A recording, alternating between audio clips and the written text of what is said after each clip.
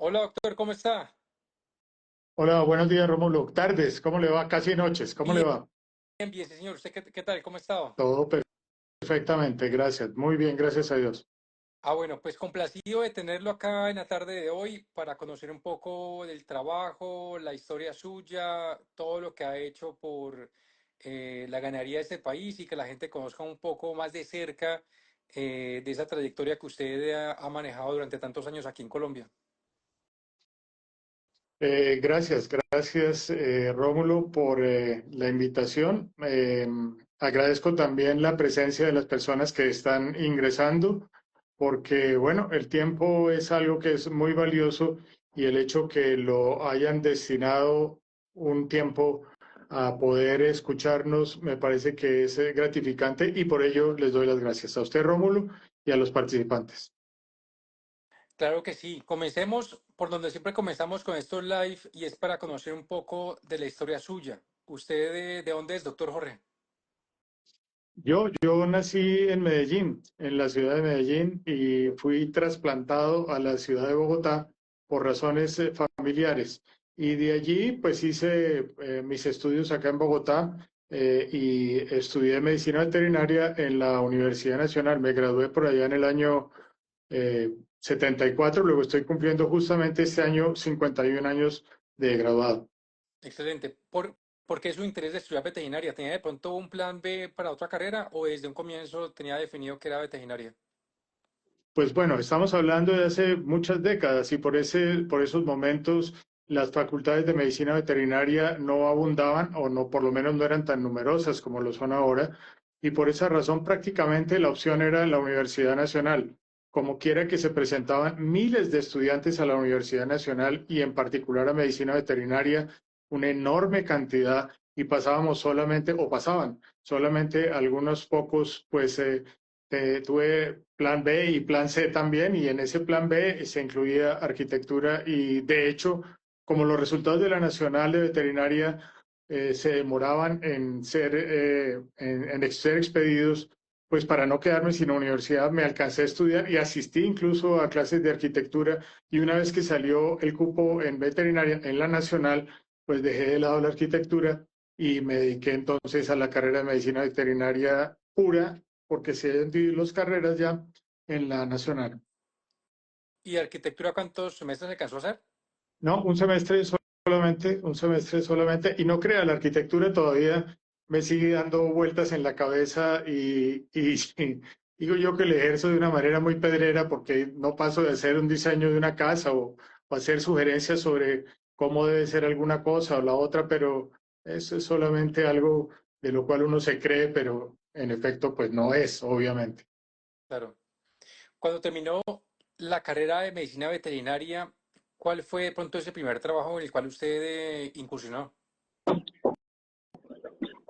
Pues fíjese usted que yo no me había graduado cuando tuve la enorme sorpresa de que la Asociación CEU me llamó porque necesitaban cubrir una plaza en el departamento técnico que en ese momento era muy limitado. Éramos cuatro o cinco, o eran cuatro o cinco profesionales, pero ya allí estaba trabajando el doctor, el hermano del doctor Gabriel Vélez, el doctor Guillermo Vélez, y a Guillermo le pidieron un candidato y a pesar de que no nos conocíamos, no éramos próximos en el semestre cuando estudiábamos juntos en la Nacional, pues él sugirió mi nombre y por eso resulté trabajando en la Asociación CEU una vez superadas las entrevistas y que se hacían en ese momento. Entrevistas me le hizo el doctor Fagil Guisáiz, me le hizo, recuerdo, Julio Rebolledo y el doctor Germán Serrano también, que era el director ejecutivo por esos momentos.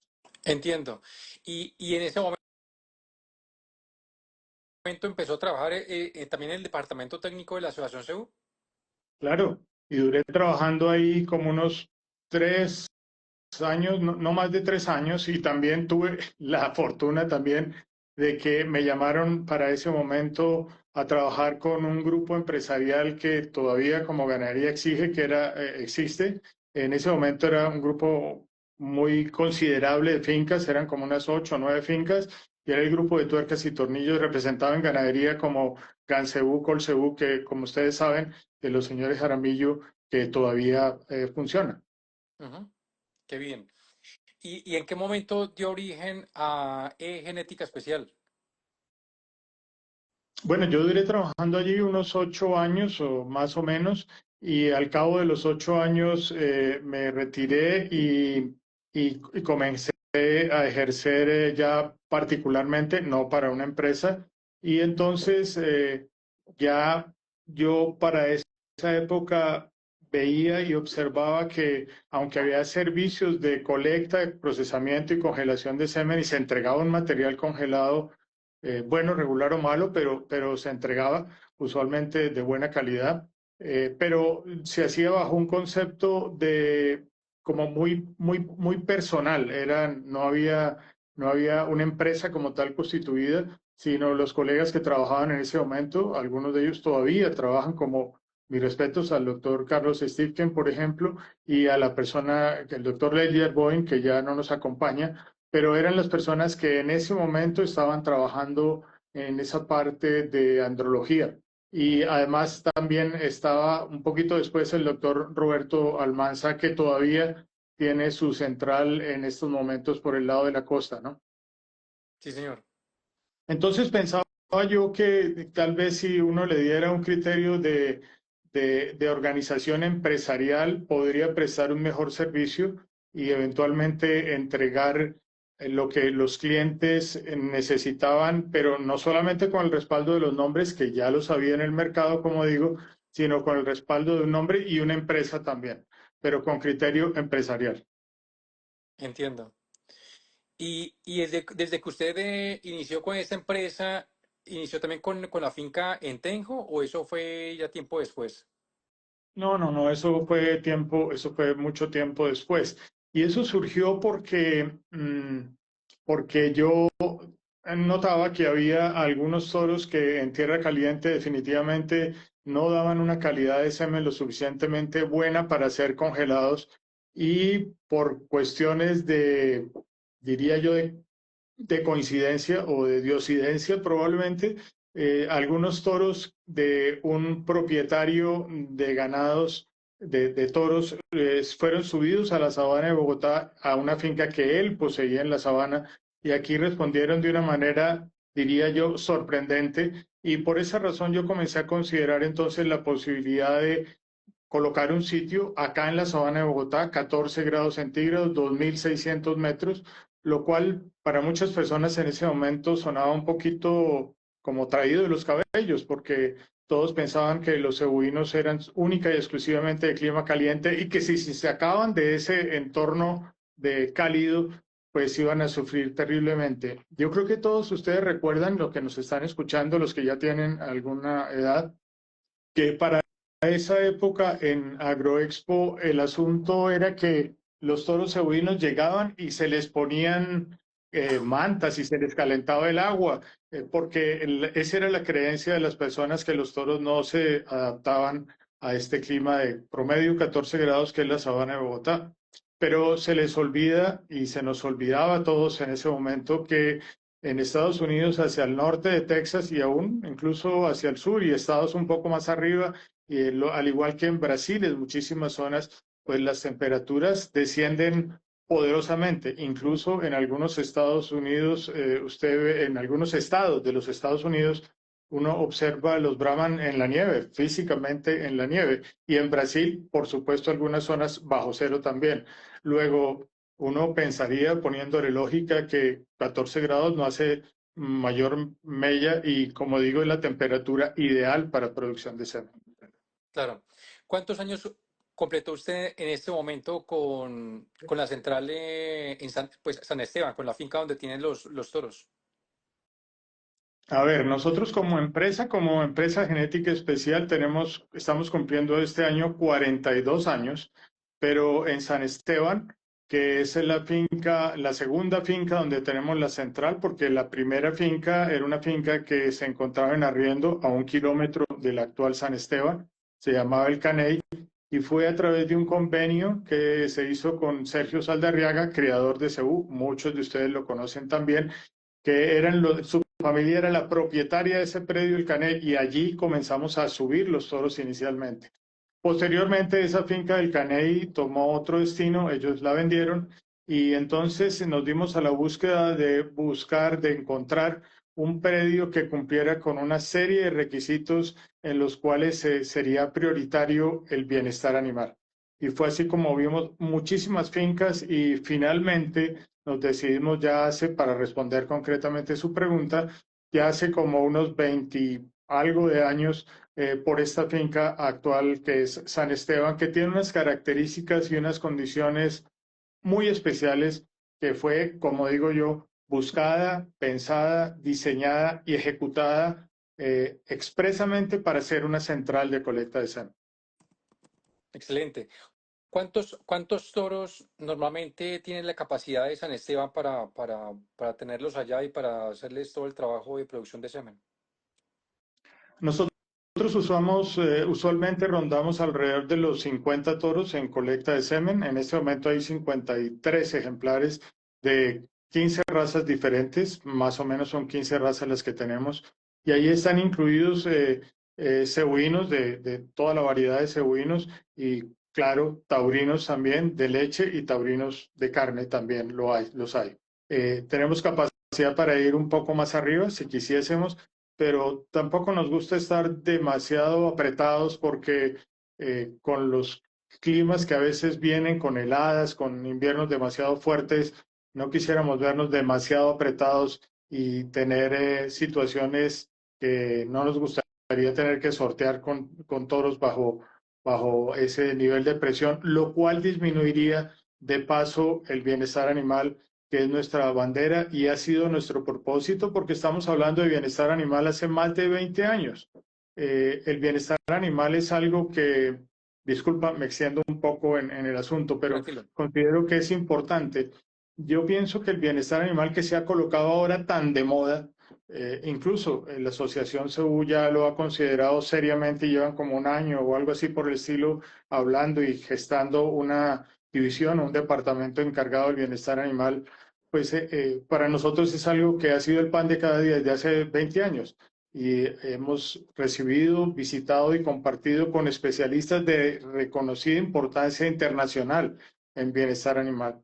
Y permanentemente estamos en la búsqueda de cómo mejorar la estadía de los toros, cómo mejorar, cómo incrementar ese bienestar animal y, por supuesto, cómo disminuir las condiciones que los afecten y que sean generadoras de estrés.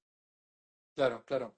Ahora que usted mencionó las diferentes razas, tanto cebuinas como taurinas que usted mantiene allá en San Esteban, yo quería saber cuáles son las razas de pronto que mejor se comportan en cuanto a la producción y calidad de semen. ¿Tiene de pronto alguna raza que usted diga definitivamente estas dos o tres son las mejores según su experiencia? A ver, vamos ir respondiendo la pregunta por partes. Más o menos el 53% de lo que nosotros hacemos en general, no solamente en San Esteban, sino en general como empresa genética especial, corresponde a cebuinos. Allí está incluido el Brahman, está incluido el Gir, el Gucerat, el Nelore, ahora el Red Sindhi y en general todos los cebuinos. Así que ese es un primer inicio, digamos, de respuesta. Pero los a veces son sorprendentes en su nivel de respuesta espermática, porque así, desde el punto de vista de promedios, reitero, de promedios, las razas que están liderando la cantidad de pajillas, si vamos a utilizar ese aspecto como medición de Ujú. eficiencia, las razas que lideran estaría quizás el Holstein, el Jersey, el Cimental, y en razas criollas estaría el blanco originero, por ejemplo. En cuanto a los cebuinos, tenemos que decirlo, el Brahman es una raza que se encuentra porcentualmente por debajo incluso de los otros cebuinos, del Nelor, del Gir y del Gucerat. Y se encuentra porcentualmente bastante por debajo. lo cual lo pone uno a pensar que probablemente, y es mi parecer de acuerdo a nuestra experiencia y a las cifras que podemos mostrar, que Ujú. algo no muy correcto hemos hecho con el Brahma. Especulo yo que probablemente hemos sido muy permisivos en algunos aspectos en los cuales no se debe transigir con el Brahman en particular. Y además porque no nos olvidemos que el Brahman al fin y al cabo es un sintético de cebú y en ese orden de ideas no tiene los años de selección que tienen otras razas como el Nelor o como el Gucerat o como el Sindhi en estos momentos, ¿no? Yo lo interpreto de esa manera. Claro.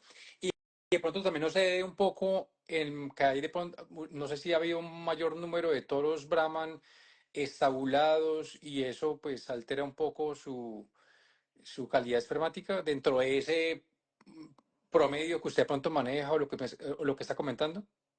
Es probable que esté influyendo, pero cuando le estoy hablando de estos promedios y ese orden de promedios que acabo de citar, estoy mencionando todas las razas cebuinas, en este caso, de todas las edades, en todos los sitios, en todos los lugares y en todos los pisos climáticos y con todos los sistemas de colecta. O sea, es un promedio de promedios.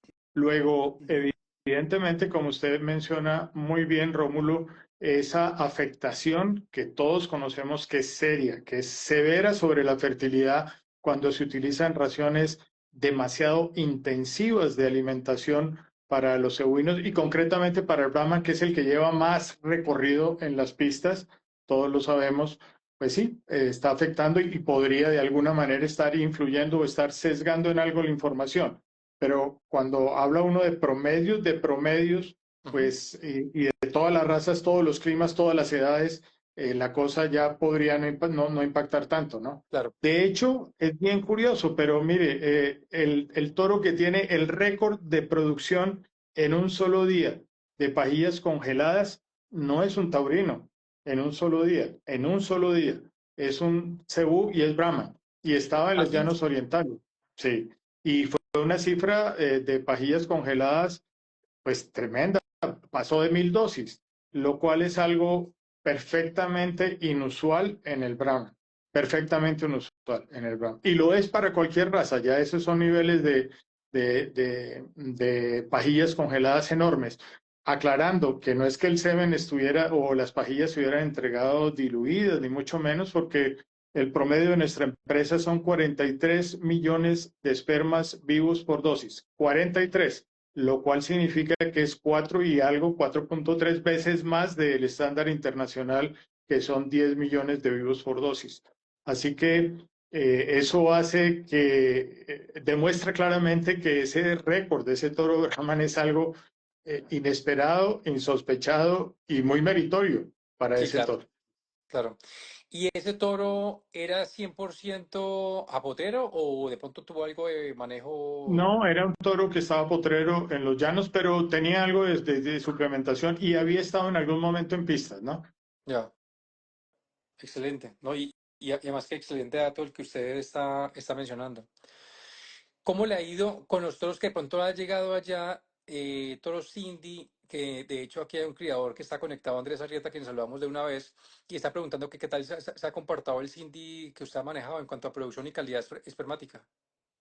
Bueno, el Sindhi es una raza que todos sabemos que está incursionando apenas en Colombia, está haciendo sus primeros pinitos, podríamos llamarlo de alguna manera, pero los Sindhis que nosotros hemos trabajado por lo menos han respondido bastante bien, con muy buena calidad y niveles de congelación bastante buenos. Pero si usted me pregunta estadísticamente, pues todavía no está tan consolidada la base de datos para esa raza, como quiera que no son tantos los individuos Sindhi que hemos trabajado nosotros, por lo menos en Colombia, y creo que tampoco nuestra competencia haya trabajado muchísimos indies, pero hay toros que indies que son muy destacados porque han estado en un tren de alimentación, indies que han estado en un tren de alimentación severo, que han participado en pistas, que han sido grandes campeones nacionales, y para no mencionar nombres específicamente, y son toros que han sido muy buenos donantes de semen,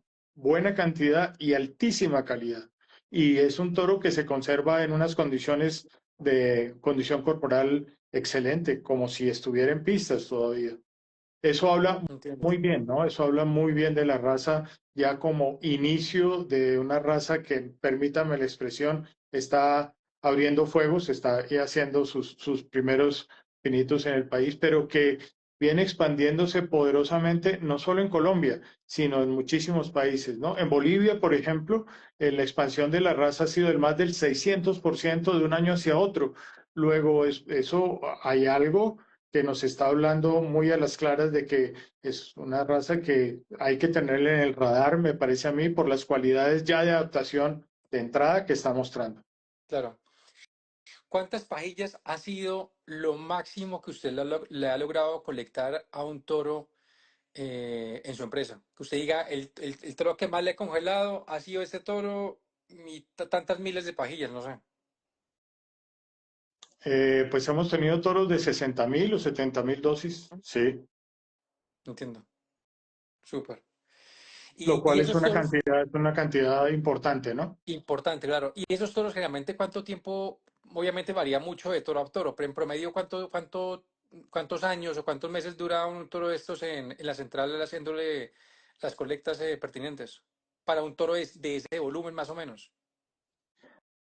Pues depende, no, bueno, no, para colectar 60.000 dosis se lleva varios años, ¿no? Pero digamos que para un toro Brahman, para hablar específicamente Brahman, que se encuentre en la central en colecta con nosotros, podría ser más o menos 10 o 12.000 dosis al año, un toro promedio, Brahman. Entiendo. Ok.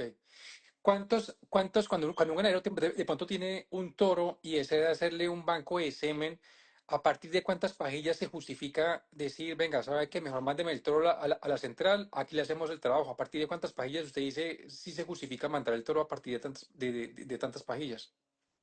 Pues mire, yo pienso que es cuestión mm, de que la persona piense desde el comienzo, cuando tiene un toro importante, qué tanto semen quiere hacerle a su toro. Porque como suelo decir yo, los toros de carretera, por referirnos a aquellos toros que no tienen mayor mérito Ujú, genético y que no han estado en pista, de carretera, yo creo que el término es un poquito displicente, pero creo que todos lo entendemos. ujú, Esos toros no les pasa nada usualmente. Esos toros no los muerde una culebra, no pelean con otro toro, no les pasa absolutamente nada. No se intoxican, no tienen reacciones alérgicas, no tienen shock anafilácticos, no les pasa nada. Pero los toros importantes son los toros que les suele lamentablemente pasar algo. Entonces, lo que un criador, a mi parecer, debería, y así lo digo, debería reflexionar es cuánto ¿con cuántas pajillas se sentiría satisfecho el propietario de ese animal importante si ocurriese el evento que es factible que ocurra, puede que ocurra, que lo llamaran de la finca y le dijesen su toro patrón amaneció muerto? ¿Usted se claro, sentiría bien, el dueño de ese toro se sentiría bien con 1.000 dosis? Si la respuesta es no, pues hombre, entonces piense más arriba de 1.000 dosis. Si son 2.000 dosis, tampoco se sentiría tranquilo, pues bueno, repitas esa pregunta hasta que usted llegue al punto donde dice, por decir un ejemplo, con 5.000 dosis si al toro le pasa algo, yo me sentiría no feliz, nadie se siente feliz de que se le muera un toro importante, pero me sentiría relativamente tranquilo. Entonces esa es la cifra, 5.000. Pero concretamente, para regresar a la pregunta tuya, el asunto es que si la persona hace una suma de lo que le cuesta desplazar el toro a la central e ida y vuelta, lo que le vale la congelación en finca, que es más costoso que colectarlo en central, y hace un balance entonces de lo que esa cantidad de semen le costaría hacerlo en la finca versus añadiéndole fletes y teniendo en presente que en la central le cuesta menos porque la pajilla congelada vale menos en la central, entonces hace la ponderación de qué le conviene más. Si son pocas dosis, pues es mejor que lo haga en su finca, pero si estamos hablando de un banco de semen grande, por supuesto es mejor hacerlo en la central. Y si estamos hablando de semen de exportación, no hay otra alternativa, tiene que ser hecho en central. claro. Aquí hay un comentario que hace Javier G, lo dejé aquí fijado, y dice, los toros cuyo semen que se comercializa deben tener algunas características especiales. ¿Características de qué índole? ¿De características de los toros o características espermáticas o de qué índole? Yo creería de los toros, o sea, ese semen que se comercializa normalmente en el mercado, esos toros deben tener algunas características en cuanto a productividad de los toros, etcétera. Pero pues usted sabe muy bien que la gente muchas veces congela. Pues hay toros que son muy meritorios porque tiene producción por el papá, por la mamá, por campeones, etcétera. Y hay otros que de pronto la gente lo hace más como por un poquito, digo yo, por desconocimiento en algunos casos, que uno encuentra de pronto un banco de semen de 3.000 pajillas y uno dice qué toro es, y no, pues uno no encuentra como de pronto méritos para ese tipo de toros que pues obviamente cada quien es libre de congelar y decir quiero hacer un banco de semen a esos toros. Yo diría que el asunto es si es la herramienta número uno para comercializar semen entra por los ojos. El toro tiene que ser un toro que, si es un buen toro, debe de tener un buen récord de pistas, si es que está inscrito en ese tipo de régimen de pistas, y debe ser un toro gustador, un toro que a la gente, cuando lo analice y dependiendo del nivel de conocimiento que tenga la persona, pues le encuentre que tiene características lo suficientemente buenas como para que tenga posibilidades comerciales. De otro lado, no podemos olvidarnos de algo que es importantísimo hoy en día y es la genómica. Si el toro tiene un buen respaldo genómico, pues ya tendrá una carta adicional, aparte de la que mencioné de su fenotipo atractivo, de su eye appeal, como llaman los gringos. Entonces ya tendrá una doble carta de presentación para no solamente comercializarlo nacionalmente, sino internacionalmente, donde ya la parte de genómica la gente la solicita sí o sí. Así que ya teniendo como base la genómica buena, eh, ellos observarán los toros en el exterior o aquí en Colombia y resolverán si entonces esa conjunción de datos de genómica y fenotipo van acorde con lo que él está buscando y entonces esa sería la decisión. Ese sería el toro más deseable para comercializar semen, diría yo. Claro. ¿A cuántos países normalmente ustedes han tenido la oportunidad de exportar pajillas? Alrededor de unos 5 países a la fecha, pero hay muchas cosas que están caminando y no podemos decir que es un hecho, pero están caminando y van en muy buena tónica y con volúmenes, yo diría que significativos. Pero recordemos que la historia de exportación de semen en Colombia tiene muy corto tiempo, realmente muy corto tiempo.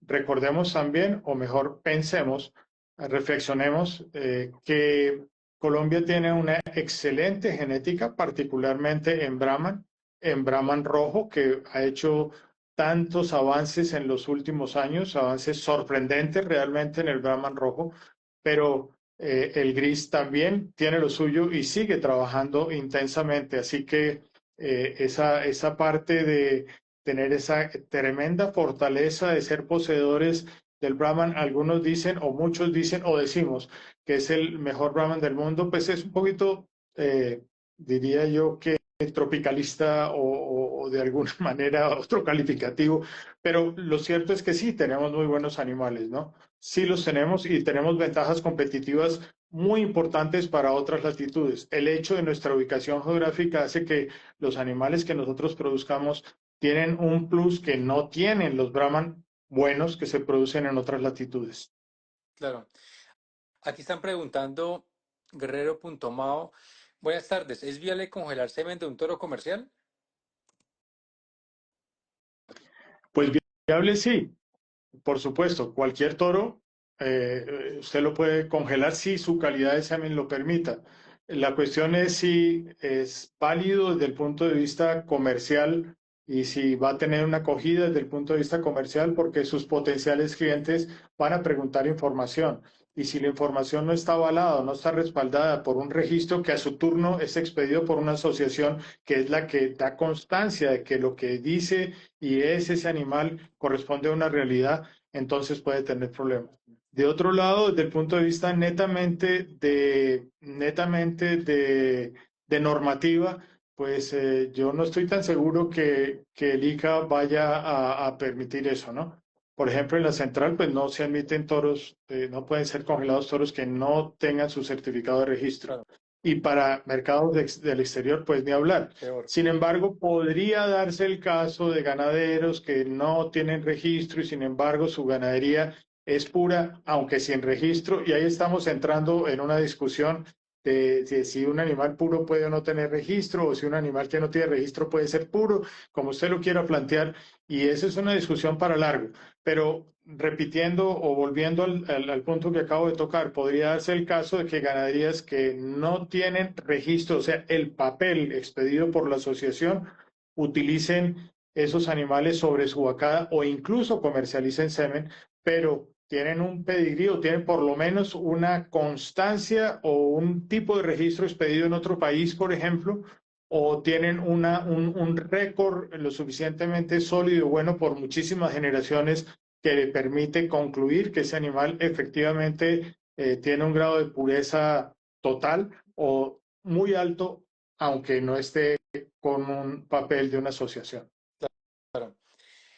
En la pregunta anterior que le había hecho el tema de exportación de semen, que usted sabe muy bien y también hizo el comentario que llevamos muy poquitos años en que se ha hecho esta tarea, esta labor de exportar semen, ¿cuál ha sido la diferencia entre lo que se manejaba en el pasado y que duramos tantos años sin exportar ese material genético a lo que se viene haciendo en los últimos poquitos años, 5 años para acá? ¿En qué se ha avanzado en ese aspecto? Yo diría que ahí la asociación CEU tiene muchísimo que ver y hay que aplaudirla, porque ha sido un esfuerzo de ASOCEU en conjunción con el ICA, eh, que se ha logrado establecer protocolos que son bilaterales entre Colombia y otros países, y a través del cumplimiento de esos protocolos es que ha sido permitido exportar ese semen a otros destinos. Antiguamente nosotros exportamos semen desde hace 20 años, probablemente a otros a los mismos u otros destinos que actualmente, pero nos tocaba pedalear y nadar solos en la parte sanitaria, nadar solos en las relaciones con el ICA, nadar solos con relación a los clientes en el exterior y nadar solos con relación a nuestro vínculo con los dueños de los toros acá. Y efectivamente exportamos de nuestra cuenta, sorteando todas las dificultades del mundo a Brasil, que es un país muy difícil para exportarle semen, porque los brasileños son realmente poseedores de un sistema de trabajo que ha permitido que razas importantes como el Gir o como el Gusera hayan hecho tremendos progresos que eran impensables hace 30 o 40 años en el Gir y ahora en el Guserat. Por supuesto también en el Sindhi y otras razas. Nelor, ni hablar. Pero en ese momento, para Brasil exportar el protocolo era algo terriblemente difícil de cumplir. Y lo hicimos solitos, hace 20 años. Y no Claro. una vez, varias veces. Y a otros países también, a Perú o tal. Lo que pasa es que la moda y el incremento de la posibilidad de exportación ahora es muy grande porque, repito, gracias al trabajo que hacen ASOCEU y el ICA, ha facilitado mucho las cosas realmente, muchísimo. Y los protocolos se han facilitado sobre todo por el cumplimiento de las pruebas sanitarias y de las pruebas de laboratorio que antes eran muy difíciles y ahora ya la cosa no es que sea fácil, hay que cumplir, claro, desde luego que hay que cumplir, pero las pruebas son más viables, se pueden hacer.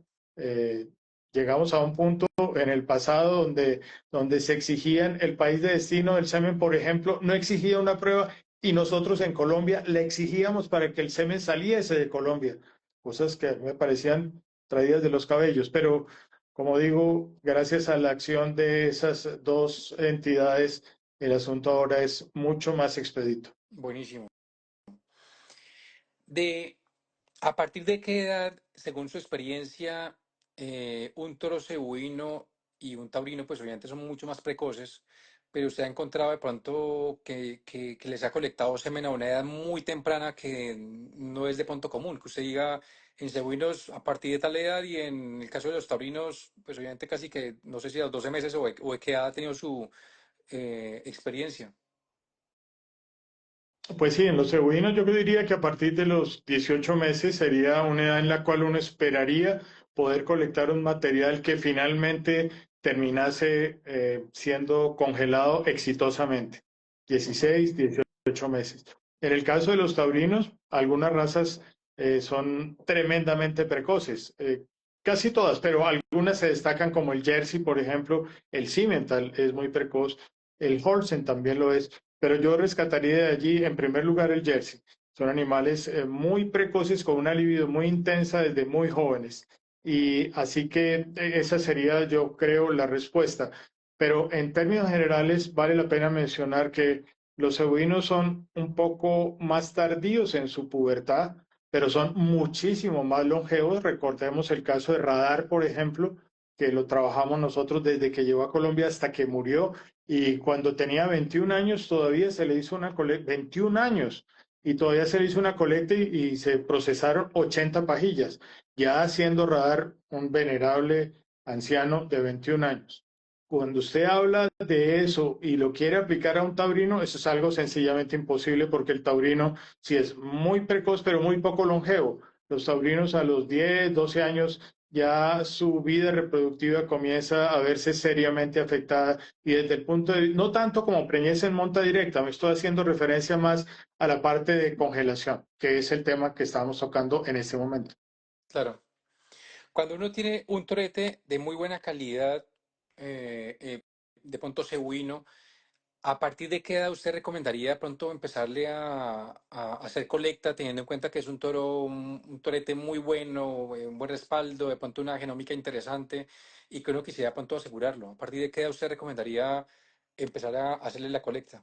Yo diría que 18 meses, y no está de más decir aquí en este auditorio en este momento que ojalá los adiestraran para colecta con vagina artificial, no porque la electroeyaculación dañe los toros o porque no funcione. Funciona también, y siempre ha funcionado, y habrá toros que no se pueden colectar sino por electroeyaculación. Pero desde el punto de vista de fisiología, pues ojalá los cebuinos o los criadores de cebú se acostumbraran a adiestrar sus toros para saltar vagina artificial, como quiera que es algo más natural. Reitero, sin querer decir con esto, porque no, a todo lo contrario. Tengo que decir que la electroeyaculación es absolutamente inocua. Tenemos nosotros toros que se han electroeyaculado 100 o más veces y se encuentran en perfectas condiciones con un examen clínico, si se quiere hacer perfecto y sin que su fertilidad en monta directa se haya alterado. Pero no deja de ser para algunos creadores algo que les preocupe ese proceso de la electroeyaculación. Entonces yo diría que a los 18 meses, y por eso aplaudo la conducta de ciertos criadores de cebú, no son muchos, que tienen sus animales en tren de pista, pero que anteponen la fertilidad a las cintas, que es lo correcto.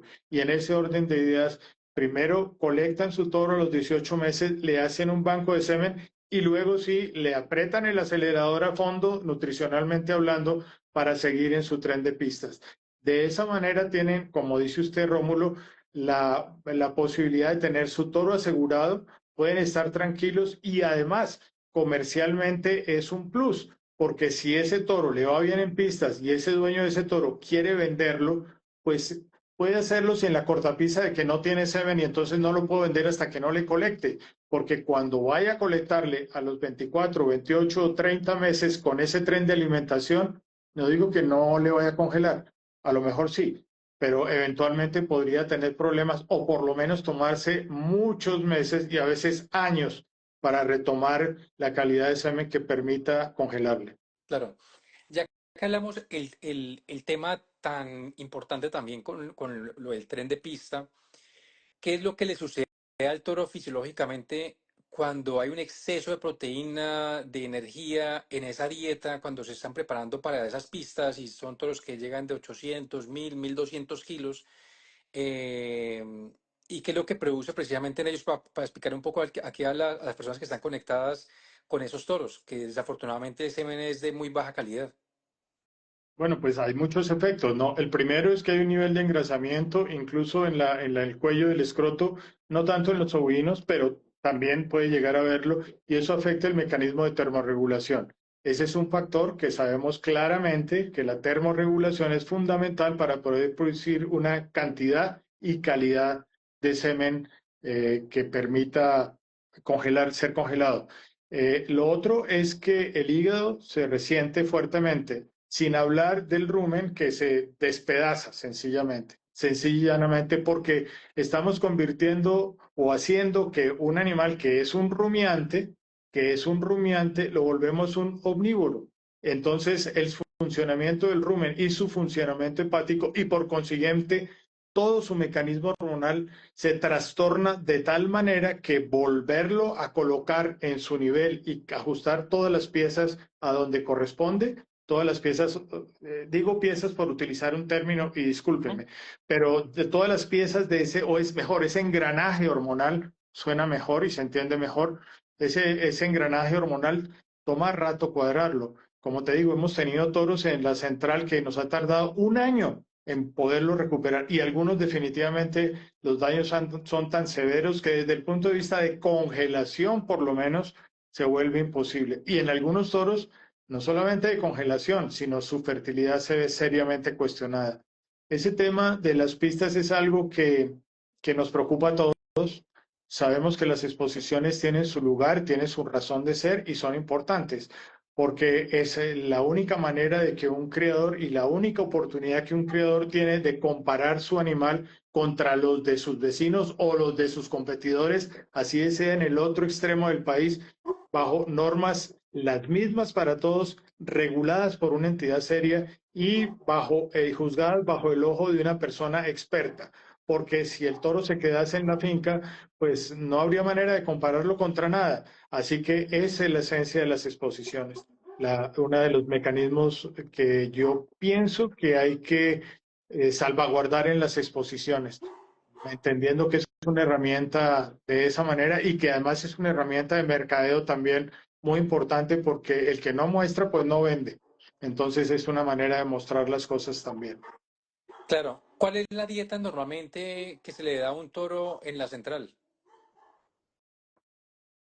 Pues así aproximado, Bueno, pronto, no sé, un kilo. nosotros priorizamos, como acabamos de mencionar, tenemos en la cabeza que son rumiantes y no los sacamos de ese punto de que son rumiantes y por ende tienen una dieta de forraje verde porque los toros permanecen en el día en su manga o su potrero pequeño, como lo quieran llamar ustedes, y allí cosechan un forraje verde y es su manga. Allá no entra sino ese toro desde que llegó hasta que se fue. No es que entonces guardemos este y vamos a sacar otro al mismo sitio, no. Entonces, por esa razón, esos toros tienen la posibilidad de cosechar forraje verde a lo largo del día. También incrementamos la cantidad de fibra a través de heno de óptima calidad y una cantidad muy pequeña de un concentrado balanceado especial para toros que están en ese tren, por supuesto, con su suplemento de mineral con contenido de elementos menores que son críticos en la parte reproductiva. Claro. Según su experiencia, y teniendo en cuenta que el grande problema que tienen en este caso los toros que son cuidados en establo y que pronto uno puede rescatar más fácil esos toros, ¿cuál puede ser la recomendación que usted le pudiera dar, bien sea a los ganaderos? Pues todos sabemos, ¿no? Venga, hay que bajar un poco esa dieta excesiva de proteína, de energía, pero pues uno no lo hace, o los ganaderos no lo hacemos por pensar en la pista, porque el toro tiene que estar en 900, en 1000 kilos. ¿No cree usted que de pronto la mejor estrategia que se pudiera crear es que de pronto haya unas competencias para machos únicamente hasta 24 meses y no como pasa hoy en día que va hasta los 48 meses? Pues por supuesto, usted está hablando con una de las personas que impulsó el hecho de que los toros en pistas no deberían estar allá más de los 3 años. Más allá de los 3 años, no.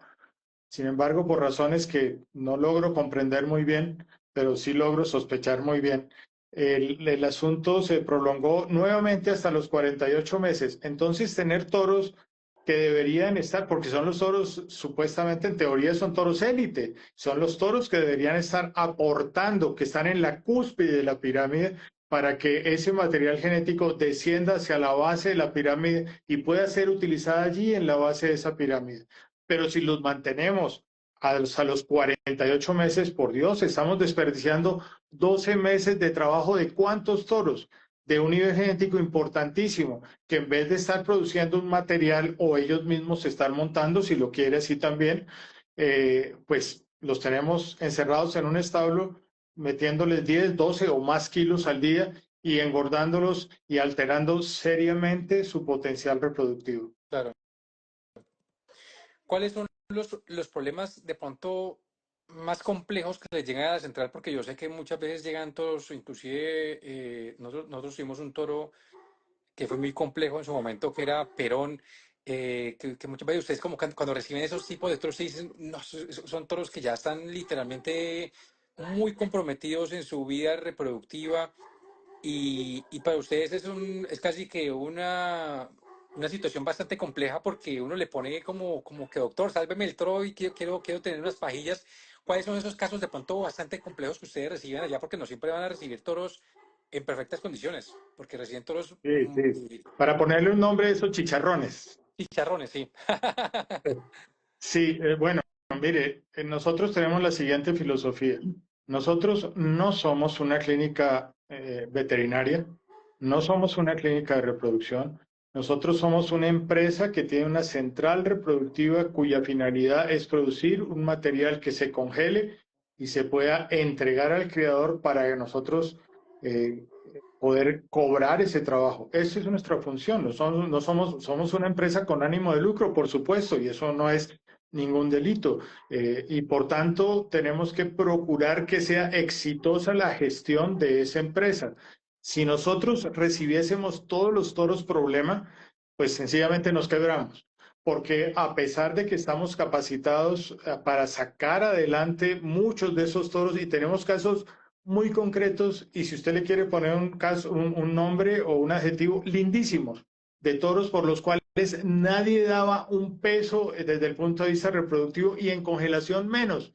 Y hoy día, para hablar de toros que son de la vida real, de hoy día, están dando por encima del promedio del Brahman, muy por encima del promedio del Gir, muy por encima y con altísima calidad de semen. Pero claro, eso tomó un tiempo y tomó unos recursos. Y aquí tengo que mencionar que tenemos pues una enorme fortuna, una enorme cualidad y una enorme ventaja de tener nosotros un respaldo desde el punto de vista de tratamiento de toros, no solamente que tratamos con fármacos, sino fundamentalmente con medicinas mal llamadas alternativas o mejor entendidas como complementarias.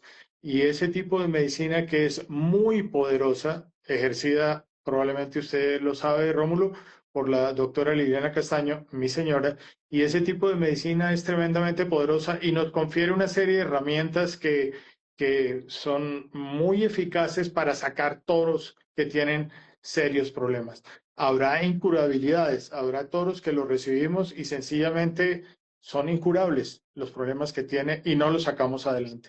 Pero hay no uno, sino muchísimos casos en que efectivamente han salido adelante. Pero para cerrar el paréntesis de esta pregunta, nosotros sí recibimos todos los problemas, sobre todo de nuestros clientes, porque lo que no nos gusta, como cualquiera comprende, es que los toros que sí congelan van a otros sitios, le hace nuestra competencia, y los toros que no congelan, mandámoselos allá a la central, a Echeverry y a la Castaño, a ver, y a Escayón y a los que trabajan allá, a ver que ellos lo sacan adelante. Pues sí, lo hacemos con nuestros clientes y lo hacemos con algunas personas que consideramos son personas que han hecho un esfuerzo muy grande para producir ese toro y realmente nos da pesar que ese toro se vaya a perder si no se trata oportunamente y con las medicinas adecuadas.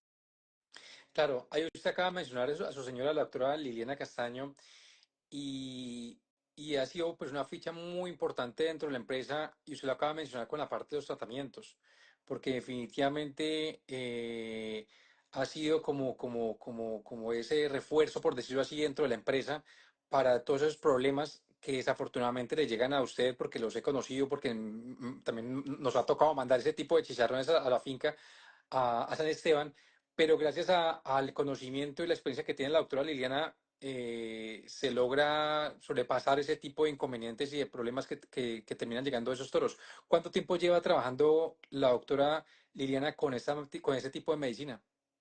Bueno, mire, Liliana es una persona que tiene una experticia de academia, no de Google, de academia universitaria, en una gama muy amplia de medicinas complementarias. Entiéndase por ello homeopatía, acupuntura, medicina cuántica, terapia neural, biomagnetismo, en fin, son 6 o 7 especialidades y ahora anda estudiando otro tipo de especialidad que es una super especialidad por encima de todas esas que acabo de mencionar. De tal manera que efectivamente usted tiene razón, Rómulo, ha sido un engranaje, una parte del engranaje muy importante. Nuestro sistema de trabajo implica que todos los que estamos en la empresa aportamos para sacar adelante el toro que tengamos entre manos en ese momento, o los que, porque a veces hay varios, los que tengamos entre manos. Así que hacemos reuniones con mucha frecuencia semanalmente para hacer un monitoreo y un seguimiento de cómo han respondido los toros a los tratamientos que se han instaurado y en la medida que haya que hacer modificaciones, pues se hacen y cada cual interviene y aporta las ideas de lo que él ha visto durante las colectas o lo que hemos visto durante las colectas. Intercambiamos las opiniones y al final del día entonces se selecciona, se continúa con la línea de tratamiento que llevamos o se modifica la línea de tratamiento porque, como dice el dicho, uno no es río para no devolverse y todos somos humanos y todos nos equivocamos. Así que hay que hacer ese tipo de reunión semanal nos aporta enormes beneficios y como hay diferentes vertientes de opiniones dentro de la empresa de acuerdo a la experticia y al tiempo de práctica que lleve cada una de las personas que trabajamos aquí en la empresa, pues yo creo que al final del día tenemos conceptos que son muy válidos y que han ayudado enormemente para sacar adelante muchos toros muy emproblemados. Claro. Acá hacen otro comentario y es el siguiente. ¿Por qué hacen tanto énfasis en toros importantes únicamente en los de pista? Los que lleva la asociación a pruebas de desempeño en pastoreo, ¿los colectan? Sí, también, por supuesto. No solamente los colectan, sino la empresa misma ha comprado toros adquiridos, puede que a lo mejor no directamente y a lo mejor no hemos figurado ese remate, pero que tienen muy buenos números en las pruebas de comportamiento. De hecho, soy un defensor y de hecho contribuí en algún momento cuando pertenecía al comité técnico de ASOCEU a poder hacer énfasis en la importancia de esas pruebas. Las pistas, ya lo mencionaba hace algún rato, lo mencioné, son importantes, claro que son importantes, sí, y ya expliqué por qué en mi parecer, pero el potrero y lo que el animal es capaz de hacer en potrero y eventualmente con una ligera suplementación, que es válido también, ¿por qué no? Pues es muy, muy importante y lo hacemos. De hecho, en la central en este momento hay un par de toros que son de esa extracción, por decirlo de alguna manera, no peyorativamente, sino digamos que no corresponden a ese arquetipo de toro de show sobrealimentado, no. Claro. Lo que pasa es que también adiciono que los toros de pista o exposición pues tienen un reconocimiento muy fuerte por la exposición a pistas. Diferente a los toros de las pruebas de desempeño o toros de potrero que también son muy buenos, desafortunadamente no son tan conocidos porque están escondidos, entre comillas, porque están en las fincas, porque solo los conoce el ganadero que le está sacando producción de esos toros. Y en ese orden de ideas, desafortunadamente la pista, por ser un tema de show, de que está de pronto en las redes sociales, las fotos, el campeón, el reservado, pues tienen mucha más facilidad para poderlos promocionar comparado con esos otros toros que también son muy importantes y que desafortunadamente hay toros que que se pierden, digo yo, que no alcanzan como a tener una divulgación adecuada y de pronto no tuvieron como esa oportunidad de exposición en fotos, en ferias y por medio de pronto de ese tipo de eventos donde se pudieran también promocionar más, ¿no? Sí, tiene mucha razón. Estoy totalmente de acuerdo con usted, Rómulo. Sin embargo, ahora poseemos una herramienta adicional que es bien poderosa y es la genómica. Y eso nos permite o ha permitido que todos estos animales que están en las pruebas de ganancia de peso pues tengan un respaldo que hace que de alguna manera, si no pertenecieron a ese selecto grupo de animales que salen a show y por tanto han recibido una ración especial, sí tienen cifras y tienen resultados que permiten avisorar qué tan bueno puede ser ese animal. Esa herramienta es invaluable y yo creo que ha contribuido muchísimo a que esta herramienta de mercadeo y de promoción de la raza, que son las pruebas de ganancia de peso, adquieran la relevancia y la importancia que deben tener. Y yo creo que cada vez van siendo más importantes. Bueno, y existen, sin mencionar ganaderías que son gigantescas en algunas razas, como la Nelor, por ejemplo, que no salen a pistas, pero tienen muchas cifras, tienen muchos números y números destacados que respaldan el trabajo que están haciendo y tan es así que generación tras generación van superando los parámetros de los animales que están en la generación anterior.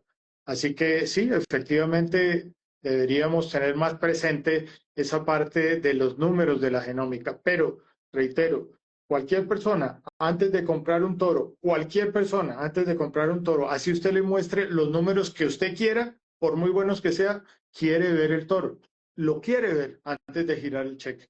Eso en cualquier raza. Claro, eso es cierto, y ahí es donde también es muy importante que también las cosas entran por los ojos. O sea, importante obviamente la genómica, pero si la persona puede tener una muy buena genómica, pero si no le gusta el fenotipo del toro y no le llama la atención, pues sencillamente no lo va a terminar usando y se va por otras opciones de toros que pueden haber en el mercado. Pero aquí en este punto, Rómulo, perdón que Ujú. interrumpa así como tan abruptamente, pero en este punto yo creo que hay que señalar para los que nos están escuchando y acompañando, muchos seguramente son gente con mucha experiencia, pero probablemente hay algunos que no la tengan tanto, pero hay que señalar que esos animales de show, los que van a las pistas, no es que seleccionaron porque el señor se subió en un caballo y salió al potrero y dijo, este ternero, y sin mirar sus compañeros, lo lleva y lo llena de concentrado o lo prepara para que no suene tan mal y lo comienza a sacar a su tren de exposición, lo incorpora a su tren y lo comienza a sacar a las pistas.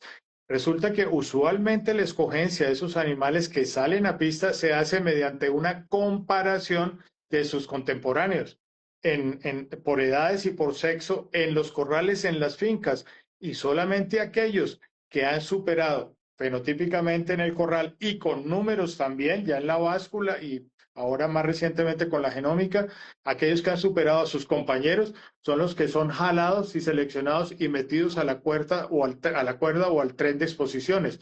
Esto hay que reiterarlo también, porque muchos enemigos de las pistas y del show también han cogido ese caballito de batalla que es cualquiera el ternero, cualquiera el que a mí se me ocurrió meter a la exposición y a que salga pistas y gane o pierda. Y resulta que no cualquiera que usted entre a un tren de exposición y le dé el tren de alimentación que reciben esos animales, responde. Todos lo sabemos.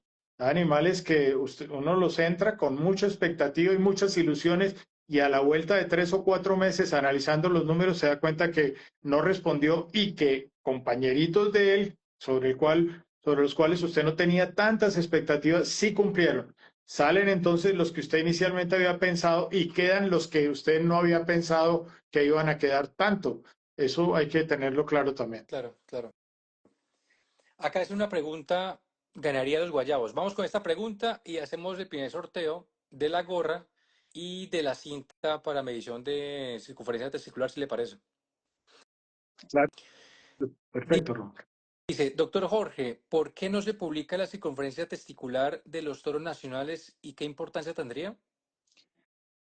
Pero yo creo que sí se publica en los catálogos de las exposiciones. Usted puede leer la circunferencia escrotal en Colombia y en muchas exposiciones en los países vecinos y en muchos países aparece la edad del toro, desde luego, padre, madre o ancestros, y aparece la circunferencia testicular.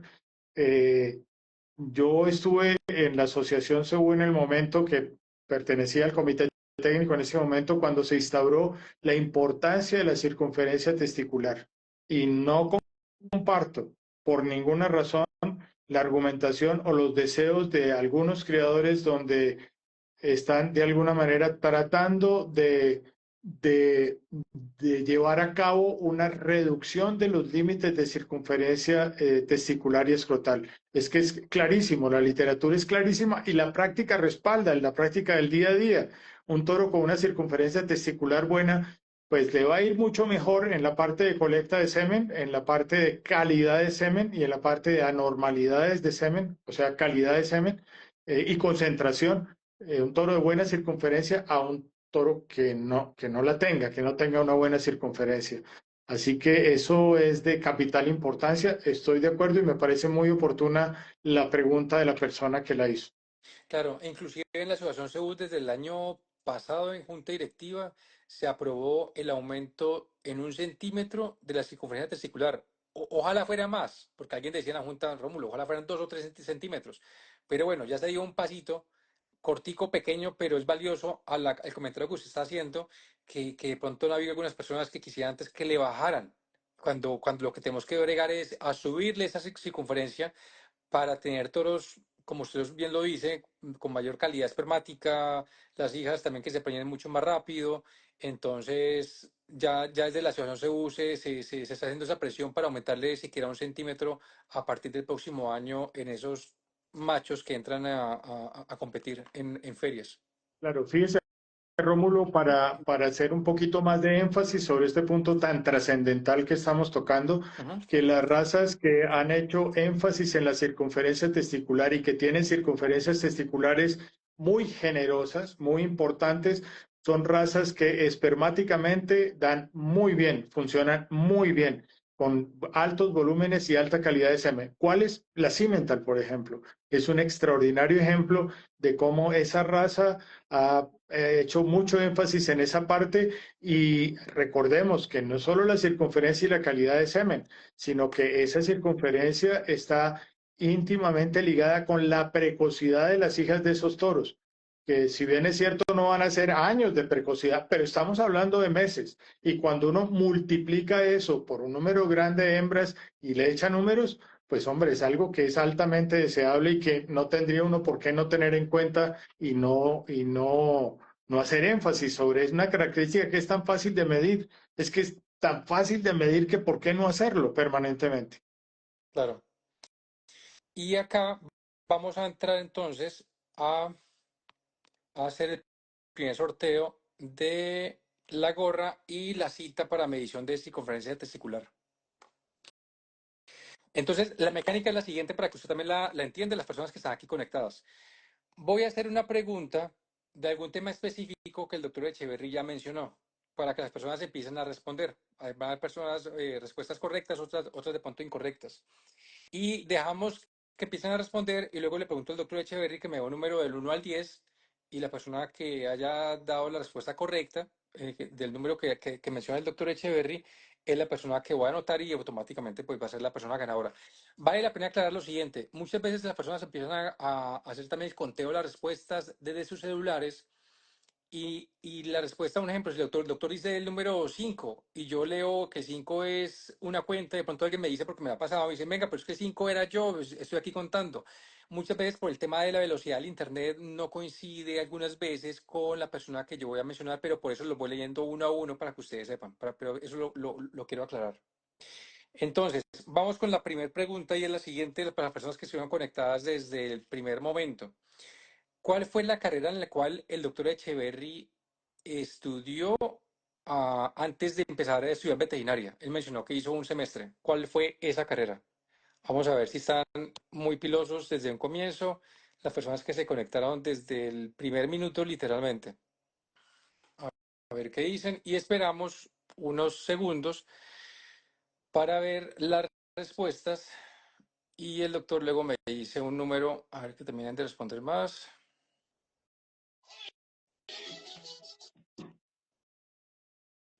Listo, doctor Echeverry, deme un número del 1 al 10, por favor. ¿Hubo 10 respuestas?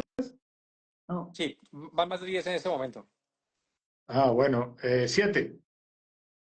Listo, entonces voy a empezar aquí a leer. El primero fue Albert Brahman, segundo Ganaría Guayabos, tercero Edwin, cuarto Nicolás, quinto Hacienda Racho Grande, sexto Edwin Sanabria y séptimo es Luis Raya al Piso. Vamos a traer aquí la cuenta. Luis, muchas felicitaciones para Luis.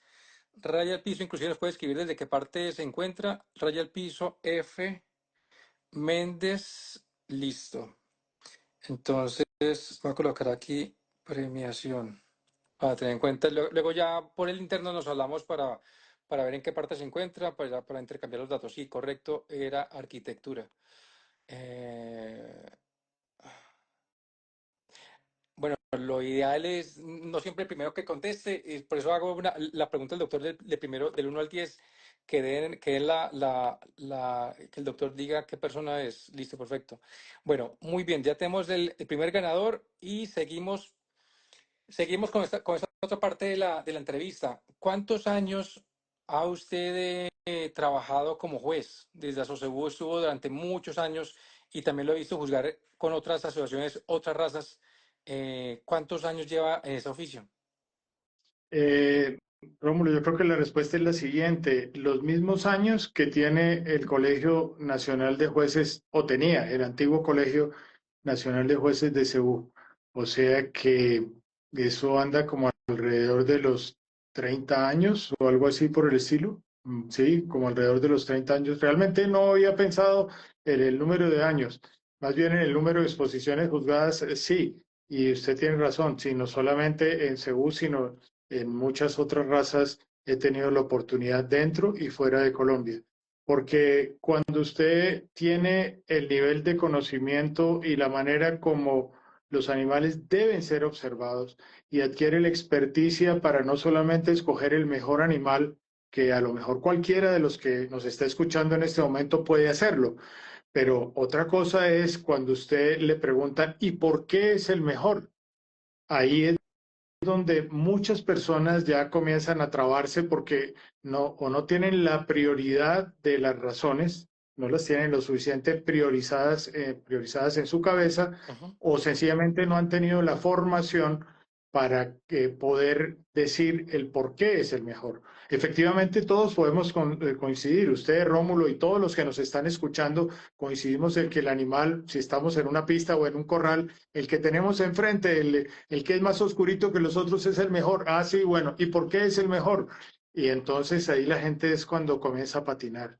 Por eso es de importancia suma la formación de las personas que tienen la responsabilidad de estar en una pista, porque el que está en una pista emite una opinión en ese día para esa situación y en esas circunstancias, y es solo una opinión, pero también tiene una responsabilidad muy grande porque está enviando mensajes que de alguna manera van a impactar o podrían impactar los sistemas de selección que cualquiera de los oyentes o los presentes en esa exposición esté efectuando.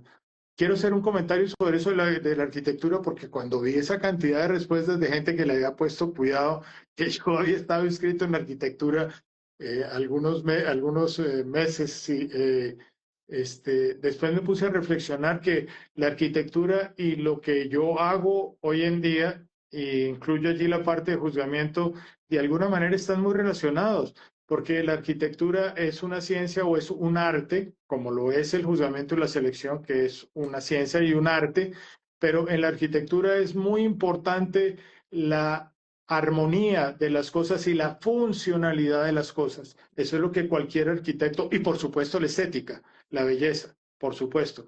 Pero fíjese que estas tres cosas se dan trasladado a otro entorno, al entorno al cual nos estamos refiriendo en ganadería. Luego, no estaba yo como tan loco, ¿no? Pienso yo ahora reflexionando que esta charla me da la oportunidad para hacerlo, que nunca lo había pensado de esa manera. Excelente, qué bueno. ¿Qué recomendación le da a usted, qué recomendación le da a usted a los nuevos jueces o las personas que de pronto están pensando y que tienen esa pasión y que si algún día quisieran juzgar o que están apenas empezando? Esas personas que están apenas iniciando, ¿usted qué recomendación le da? Yo creo que la primera es prepararse y capacitarse. La primera, definitivamente, porque si usted no está lo suficientemente preparado y capacitado, va a enfrentar con más frecuencia, con muchísima más frecuencia, situaciones en la pista que lo van a poner a usted contra la pared, porque usted se va a encontrar fácilmente en las competencias con situaciones que la tribuna está pensando, aquí le vamos a medir el aceite, y perdónenme la expresión, entre comillas, o quítele las comillas si quiere, porque es tal cual, Ujú. le vamos a medir el aceite de qué es lo que piensa y cómo actúa este juez al ver una competencia de difícil elección. Si usted no está capacitado para hacer la correcta selección, pues se va a ver en apuros. Y más en apuros cuando usted escoja y tenga que explicar, porque eh, todos aprendemos cosas todos los días, pero entre más rápido las aprendamos y en mayor profundidad lo hagamos, sobre todo en estos temas que implican tanta responsabilidad, tanto mejor. Mire, yo le cuento esta experiencia que yo creo que cualquier juez, si alguno nos está escuchando, va a coincidir con seguridad conmigo. Todos, sin excepción, hemos tenido momentos en la pista y competencias en la pista, en la raza que sea, donde usted realmente tiene que orar, porque por más conocimiento que usted tenga, por más capacidad que usted tenga, la competencia es tan supremamente pareja, tan uniforme, que usted tiene que pegarse de muy pequeños detalles y allí es donde su conocimiento entra a jugar. ¿Cómo capturar usted aquellos pequeños detalles que harían la diferencia entre el primero y el segundo, segundo, tercero y de ahí hacia atrás?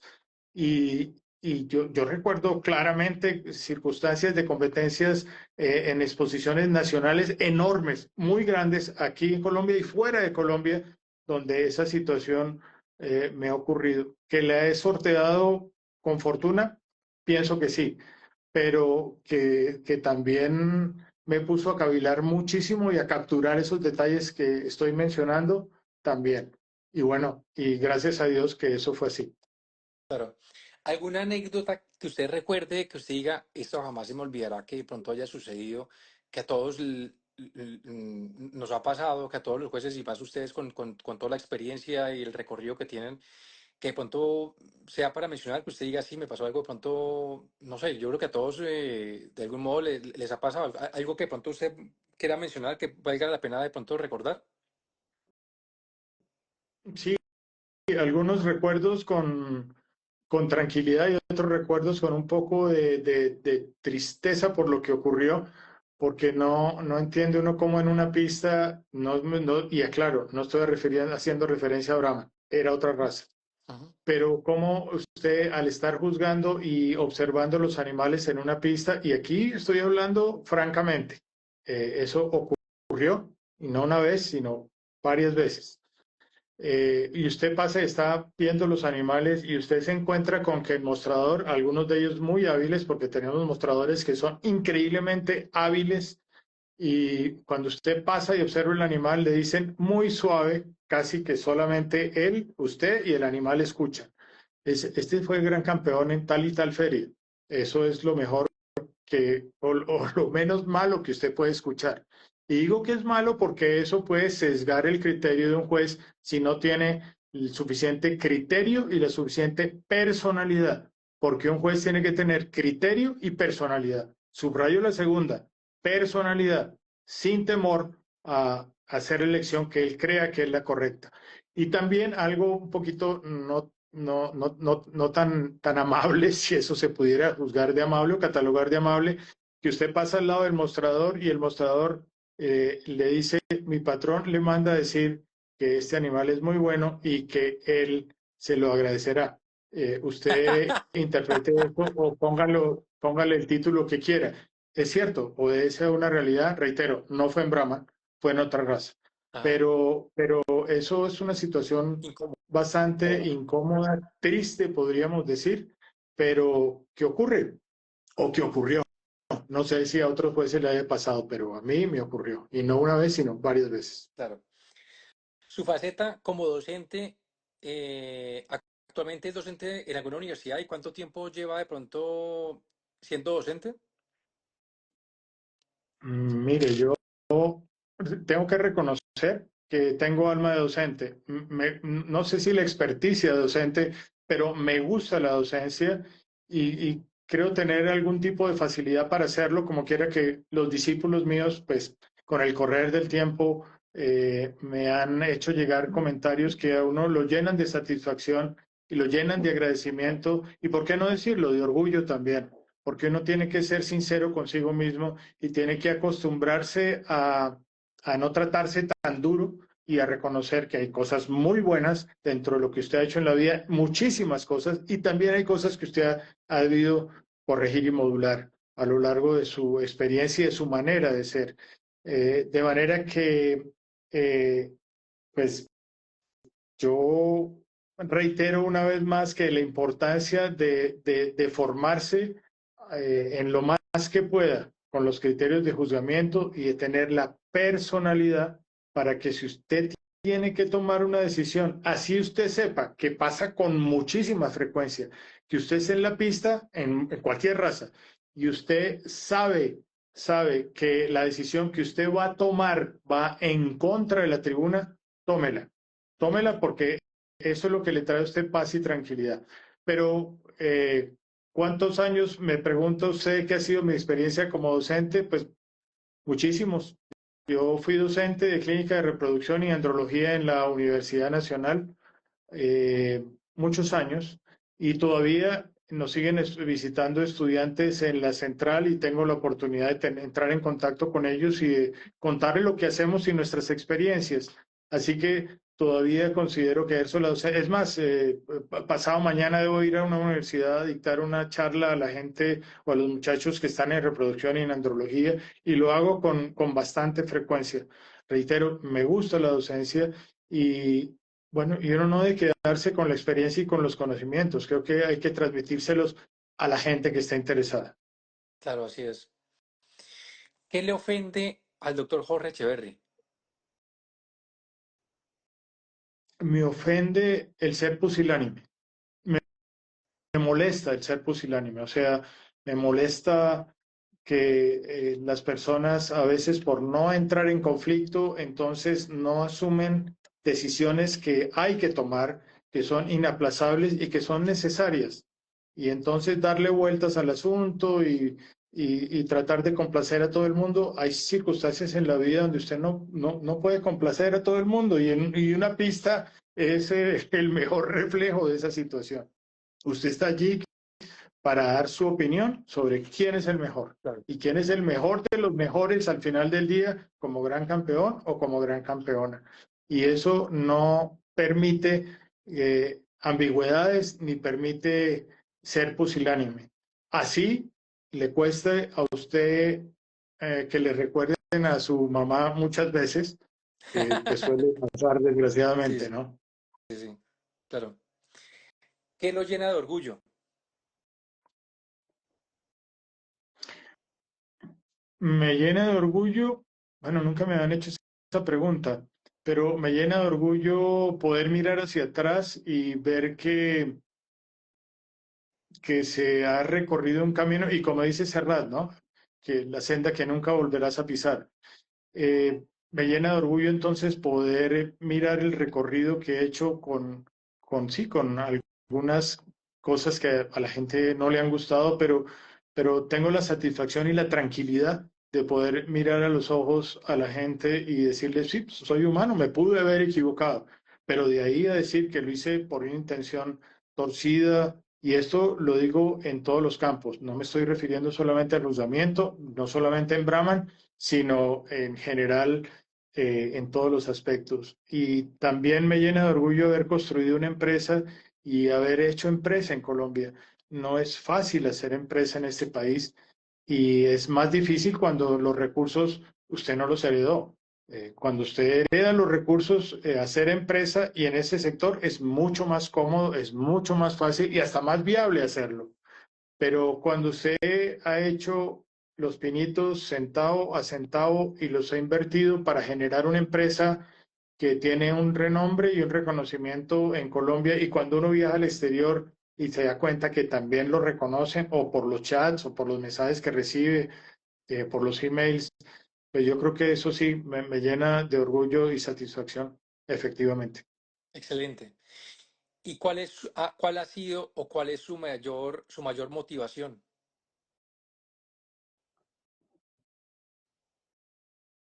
Mi mayor motivación. Yo creo que tener una vejez tranquila, o hacer las cosas para tener una vejez tranquila y algún momento de la vida cuando llegue la circunstancia y cuando sea oportuno retirarse y poder, estar tranquilo, aunque no estoy tan seguro de que ese momento esté tan próximo y que sea capaz de hacerlo, ¿no?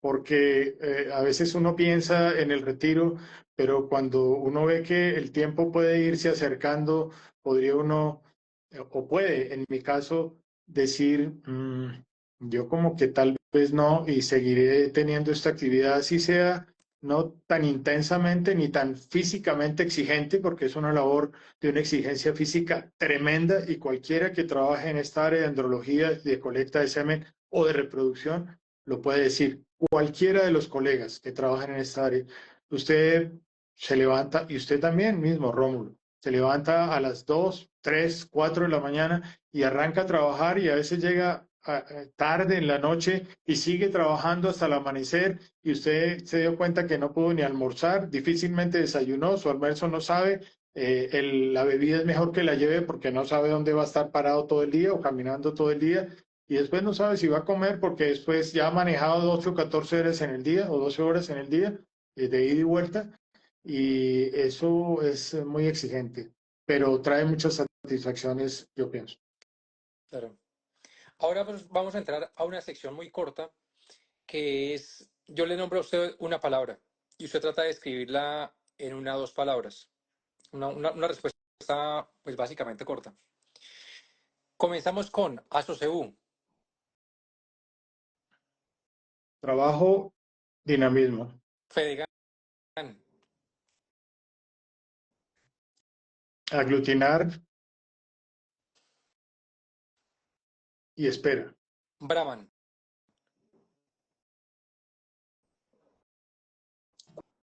Cualidades, rendimiento, Nelore, altísima fertilidad en crecimiento, Angus. mercadeo, desempeño. Y por último, y aquí sí puede extenderse si quiere, la doctora Liliana Castaño. Está muy buena la pregunta, excelente pregunta. Bueno, yo creo que Liliana ha sido el motor de muchas de las cosas que se han logrado en esta empresa y que yo personalmente he logrado, porque ha sido mi báculo en los momentos difíciles, porque aporta muchísimo dentro de la empresa, ya mencionamos en qué área lo hace, y está permanentemente allí, ¿no? Esto no sé si es cualidad o efecto, marcación hombre a hombre. Así que es una persona llena de cualidades que para muchas personas es una cara amable, para otras puede que no lo sea por circunstancias particulares, pero siempre con una personalidad muy marcada y con las cualidades que ya mencioné, que es estar siempre haciendo las cosas como Dios manda y como Dios ordena. Y eso da tranquilidad. Y cuando uno tiene tranquilidad de espíritu, las cosas son, no digo que sencillas, porque ¿quién dijo que la vida era sencilla? Pero son más fáciles de sobrellevar y son más fáciles de solucionar. Claro, excelente. Y además que a ustedes los he conocido desde hace muchos años, desde que yo era un niño, y ver el equipo que han hecho con la doctora Liliana, el trabajo ejemplar que ustedes realizan desde la empresa y ese sello de garantía que ustedes han dado, la verdad es que han dejado y están dejando un legado muy alto y muy grande en el país. Y que usted mismo se da cuenta cuando va también al exterior, también el reconocimiento que tienen, la verdad ha sido muy importante y qué bueno, y por eso tenía parte aquí de la entrevista, era mencionar también a la doctora Liliana Castaño, quien ha sido también el motor y esa persona que ha estado al lado suyo, forjando esa gran empresa. Gracias, Rómulo. Gracias por ese reconocimiento. Gracias por esas palabras.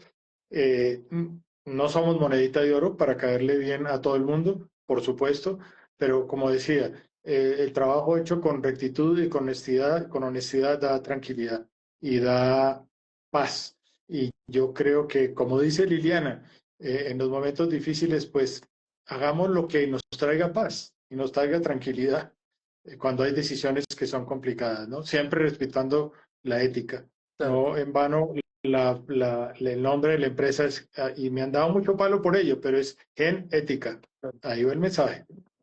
claro. Súper. Acá nos está preguntando Freddy Lozano que cuál ha sido el toro Brahman gris que tiene récord en colecta de semen o de pajillas en San Esteban. Hola, Freddy. Un gusto en saludarlo por este medio. Buena pregunta. En San Esteban, Brahman, Yo tengo uno en mente, no sé si es el mismo. eh, hay varios toros, pero no podría decirle o recortarle un nombre, darle un nombre muy puntualmente de cuál ha sido. Pero ¿Tableticas? eh, pero ¿se refiere a volumen total de semen colectado o a una No, colecta en particular? en volumen dice toro gris que tiene el récord en colecta de San Esteban. Yo entiendo que es el volumen total colectado. Pues bueno, el Sabaletica, el Elliot, el 2263 es un toro que ha sido muy destacado y es un toro que ya tiene 12, va para 13 años, ¿no? Y sin embargo sigue siendo muy consistente en la calidad y en la cantidad de semen que da. Hay que darle ese crédito. Y el 005 que tuvo una muerte temprana porque fue de aquellos toros que estaba en la central y la gente opinó, los dueños en ese momento, que ya tenían mucho semen y se lo llevaron para la finca y lamentablemente ocurrió lo que mencionábamos al inicio de esta charla, que algo le pasó al toro y el toro pues tuvo una muerte muy temprana realmente para lo que el toro hubiera podido rendir. Claro. Acá tengo un Sí, hay comentario. muchos toros que se me vienen a la cabeza. También está el Alcatraz. Es que hay muchos toros que en Brahman se les ha colectado semen de una manera intensiva y que cuyos hijos están no solamente a lo largo y ancho del país, sino en sitios en el exterior donde uno pues, no esperaría verlos porque por lo menos protocolos formales no ha habido. Pero allá los encuentra, los Claro, hijos. claro. Aquí tengo una pregunta fijada de hace mucho rato, no la hemos dado respuesta y es que dice, ¿desde cuándo se comenzó a exigir la circunferencia testicular mínima en las ferias de exposiciones en Colombia? Yo diría que eso que lleva como 10 años por lo No, menos, más de no 10, más, no más de 10, Rómulo.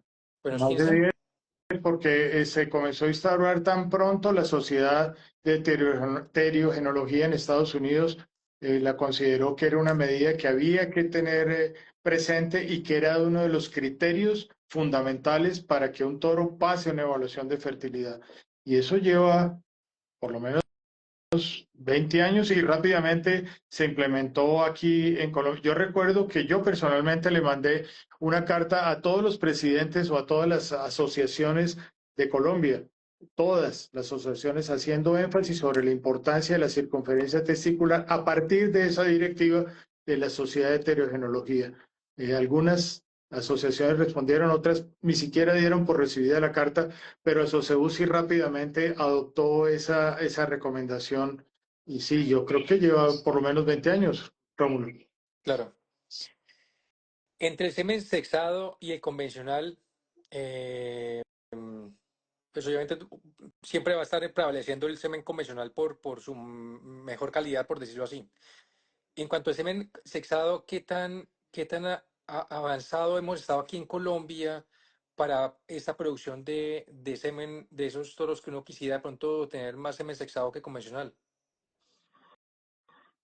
Pues mire, hasta donde yo tengo entendido, porque yo no soy ni accionista, ni soy de la junta directiva, ni correspondo en ningún caso, a ningún empleo, ni mucho menos de las multinacionales que hacen ese tipo de trabajo.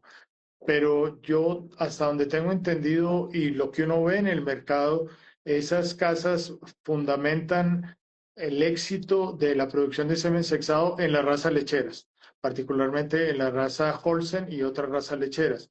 Como quiera que en Colombia esas razas lecheras no forman una parte muy grande del mercadeo de semen, entonces, esa posibilidad de tener semen sexado en Colombia se ha venido aplazando, aplazando y aplazando.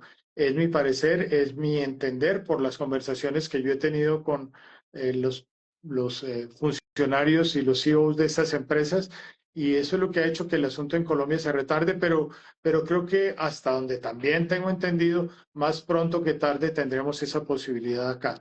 El sexar semen y los equipos y la manera como funciona eso son de altísimo costo, son de altísimo costo y eso también se convierte en un impedimento para que cualquier persona que no pertenezca a esas empresas pues pudiese hacerlo, ¿no? Se convierte en un costo elevadísimo. Claro. ¿Cuántos años lleva usted participando en Agroexpo? Pues activamente con un stand. Como unos 20 años, 20 años, sí. Y definitivamente es la feria que, desde el punto de vista de imagen y comercialmente, la que más reporta beneficios, ¿no? Según nuestra experiencia. Agroexpo seguirá siendo Agroexpo, porque si usted no participa en Agroexpo, nosotros dejamos de hacerlo una vez y fue durante la Mm, pandemia, que mm. hubo un Agroexpo, ustedes recordarán, y la asistencia de milagro hubo un Agroexpo, ¿no? Pero los pabellones estaban desolados. En esa oportunidad no participamos por razones ahí sí que es cierto, de Bioseguridad. bioseguridad de nuestro personal y de nuestros clientes. Pero de resto no hemos faltado. Ahora vamos a estar también en Agroexpo, está en el pabellón 3 en el segundo piso, donde habitualmente estamos allí. Así que todos cordialmente invitados para que conversemos, para que nos tomemos un café o algo más fuerte también si quiere. Excelente. ¿Cómo ve usted el futuro de la ganadería? Pues yo creo que sin meterle mucha política al tema, pero es inevitable. Yo creo que ha sido un pilar fundamental en la economía del país, ¿no? Yo creo que a pesar de que el número de cabezas de Colombia pues anda como creciendo, pero de una manera que uno quisiera que fuera mucho más dinámica, pero esa es la respuesta a lo que la gente hace en el día a día en cada una de las fincas. Nuestras restricciones de seguridad afectan severamente el desarrollo de la ganadería y no tenemos que decirlo por qué ni en qué zonas, pero afectan terriblemente el desarrollo, desgraciadamente. Pero es de admirar que la gente, aún estando en regiones que son muy difíciles por acceso o por estos temas de seguridad, sigue trabajando y sigue produciendo una genética que yo sencillamente los felicito y me quito el sombrero porque me parece que es algo que hay que reconocer. Tenemos cosas malas, efectivamente, pero tenemos cosas muy buenas. Y una de las cosas buenas que tenemos en Colombia es la calidad de gente que tenemos, la calidad de empresarios, la calidad de ganaderos.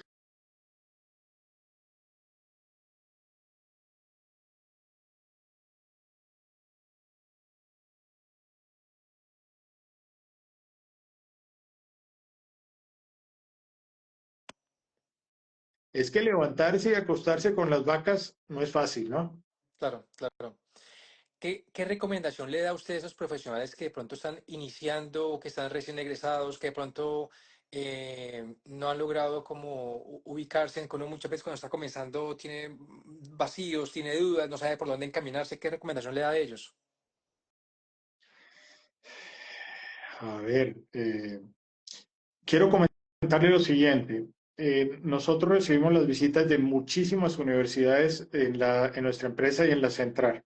En este último mes han pasado por lo menos 200 personas, estudiantes de veterinaria, medicina veterinaria, zootecnia y las dos carreras, medicina veterinaria y zootecnia, como un solo título. Yo diría que con sorpresa hemos visto que cuando uno pregunta quiénes se van a dedicar a bovinos, levanten la mano, por favor, y son grupos de 40 personas, o de 20 o 30, o hasta de 60 y 70, y son muy poquitos los que levantan la mano y como que tuviesen en la cabeza dedicarse a bovinos.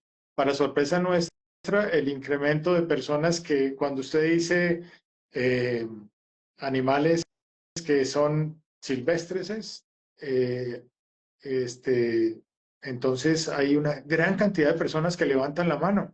Y Colombia tiene sí muchos animales silvestres, pero para tener tantos profesionales que se vayan a dedicar a eso, pues yo lo veo difícil. A especies menores y a caninos y eso, pues sí, hay otros que se dedican, pero los bovinos, poco. Y esa es una tendencia a nivel mundial. ¿Por qué razón? Porque dedicarse a bovinos es duro, ya lo mencionamos. Si usted sabe que desayunó, no sabe si va a almorzar o a comer o a tomar y dónde y qué calidad de agua. Pero lo fundamental yo creo que es pasión, pasión, que le guste lo que usted está haciendo y que le meta la ficha por cada vez saber y cada vez estudiar más sobre lo que usted está empeñado en lograr. Y ahora que es tan fácil o mucho más fácil que antes adquirir conocimiento, con mayor razón. Claro, claro. Doctor Echeverry, no sé de pronto qué otro detalle se me escape o la gente que de pronto nos están siguiendo, que de pronto haga falta por mencionar. Bueno, yo creo que usted ha tocado unos puntos pues, críticos, ¿no? Y creo que pues, ha apretado todos los botones, como decimos, ¿no? Pero sí, sí, sí, sí, y hemos hablado sobre temas que nunca jamás los había mencionado ni los había citado. Pero no, Rómulo, quisiera felicitarlo por este espacio. Lo he seguido a usted desde hace mucho tiempo, he seguido a su familia, la actividad de su papá, la actividad de sus hermanas, y sé que pertenecen a ese tipo de ganaderos que a pesar de las vicisitudes que han sido muy grandes en muchas circunstancias, ustedes han seguido adelante y han sido, me permito decirle, un ejemplo para muchísimas personas. Yo los felicito y además por la fe que ustedes han tenido. Y cuando digo fe, usted sabe que me estoy refiriendo a que nosotros trabajamos todos y sé que ustedes lo hacen también, como trabajando para el que hay que trabajar, como para Dios, ¿no? Porque en últimas, todos trabajamos para Él. Así es. Muchísimas gracias. Bueno, ya a continuación vamos a hacer el sorteo de las cuatro gorras y cintas para medición de circunferencia testicular. Aquí alguien dice lo siguiente, hace un comentario Albert Brahman. Doctor, ¿es verdad, mentira o chisme que se realizó un experimento con el toro Ventaval para producir semen sexado? ¿Esa es una pregunta, es una afirmación o es Lo hace, qué? lo hace como en pregunta, porque hace con signo de interrogación al final. No, sí es cierto, lo hicimos. Lo hicimos, pero y no, y con muchos toros, pero no bajo los términos o bajo los cánones ni bajo la tecnología que se produce actualmente por cuenta de SEX, sino por cuenta de ABS o por cuenta de, bueno, solamente de esas dos tecnologías relevantes hoy en día, pero porque digo que son tecnologías de altísimo costo y muy sofisticadas, que con los capitales habituales, por lo menos nuestro nivel de capital y de posibilidades no es tan viable ni tan fácil de hacer. Pero lo hemos hecho bajo otro tipo de tecnología y los resultados, por lo que nosotros nos reportan, han sido muy satisfactorios. Sin embargo, tampoco es barato, no es económico y por esa razón le bajamos el ritmo al tema, pero hicimos, Vendaval fue uno de los toros y por allí todavía circulan algunas pajillas de ese toro sexadas y muchos otros toros que con el visto bueno y con la aceptación de los criadores, porque eso tiene un costo muy elevado, lo hemos hecho y hasta donde sabemos exitoso. Listo, perfecto. Entonces, vamos con la siguiente pregunta para el sorteo de dos gorras, para dos ganadores, mejor dicho. Y la pregunta es la siguiente. ¿Cuántos años tiene o cumple o cumplió este año Eje desde el momento que se fundó? ¿Cuántos años cumplió Eje en este año? El doctor lo mencionó, inclusive aquí lo tengo anotado. Vamos a ver qué nos dicen. De esta pregunta podemos escoger dos ganadores y hacemos otra para otros dos y ahí ya completamos las cinco gorras.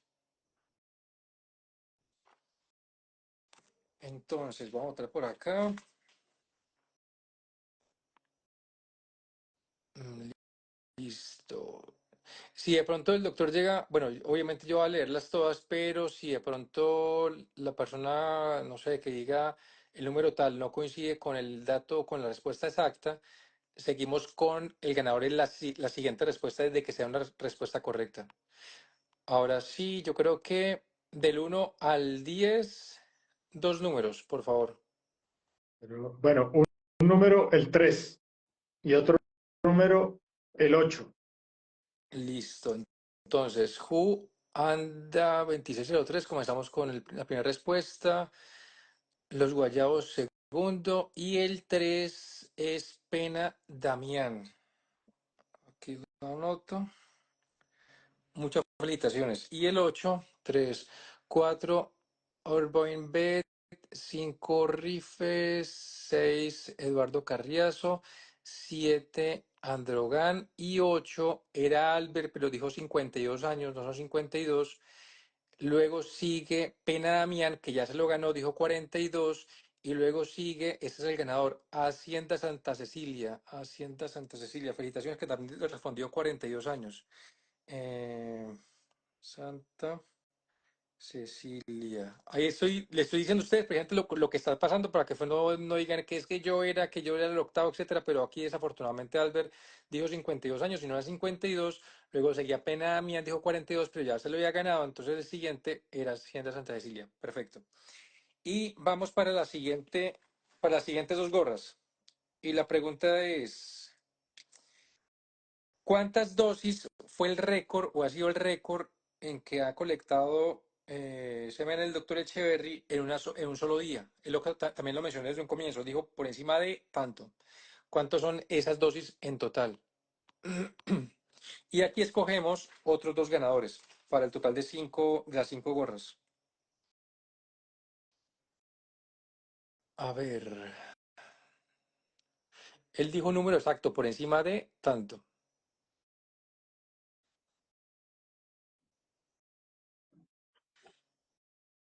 Ahí están respondiendo todavía. Tengan en cuenta que las personas que de pronto se las lleguen a ganar nuevamente acá, no los vamos a tener en cuenta y seguimos con el siguiente porque la idea es darle oportunidad a otras personas que se ganen estas gorras.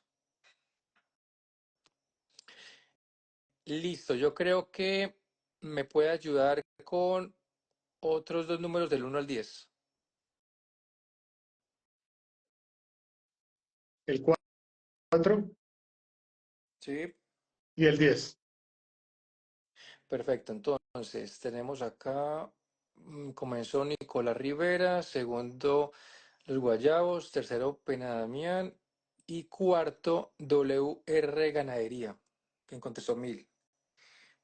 WR, muchas felicitaciones. Y el 10, 4, 5 Jairo, 6 Progreso, 7 Rancho Grande, 8 Santa Cecilia, 9 Jorge Luis y 10 Rancho Acajure. Respondió también correcto, 1000 dosis. Muchas felicitaciones también a Rancho Acajure. Listo, ya quedaron aquí todos anotados aquí en este cuaderno.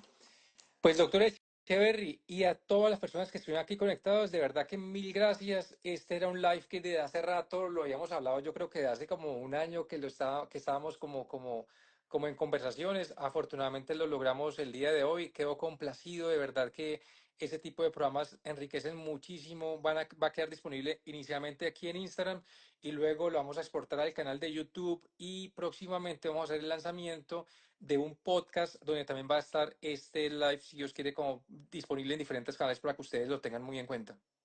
Entonces, doctor Echeverry, mil gracias nuevamente. De verdad que encantado de tenerlo en este programa y a todo el público presente también a ustedes, por ustedes que hacemos este tipo de programas para conocer de cerca a esas personas como el doctor Echeverry y todos los que hemos entrevistado, conocer un poco de ellos, de sus historias, de qué piensan, que no sea únicamente el tema enfocado a la ganadería, sino también ponerlos a pensar un poquito como ocurrió aquí con el doctor Echeverry.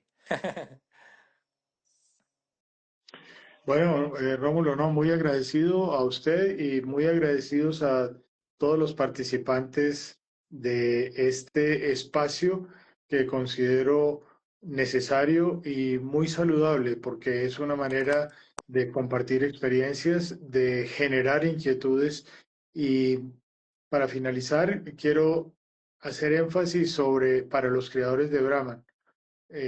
No descuidemos la fertilidad del Brahman. Es un ganado muy importante, pero requiere que nosotros estemos muy atentos a poder generar toros y hembras, por supuesto, pero estamos refiriéndonos a toros en este espacio que no tengan limitantes de fertilidad porque las otras razas van caminando y muy duro. Así que tenemos que hacer las cosas bien para que el Brahman siga progresando en ese aspecto igualmente. Rómulo, muy agradecido a todos ustedes. Mil gracias. Cuenten con nosotros y los esperamos por Agroexpo en el pabellón 3, en el stand 125. Allá serán bienvenidos, como les dije ya, un cafecito o algo más fuerte también y sobre todo el placer de reencontrarnos porque Agroexpo es un lugar de reencuentro. Esa es una de las finalidades de esta exposición, así como lo son las otras ferias también. Pero Agroexpo es la más importante a nuestro parecer. Gracias a todos. Gracias, Rómulo. Saludos. Que estén bien. Gracias. Feliz noche.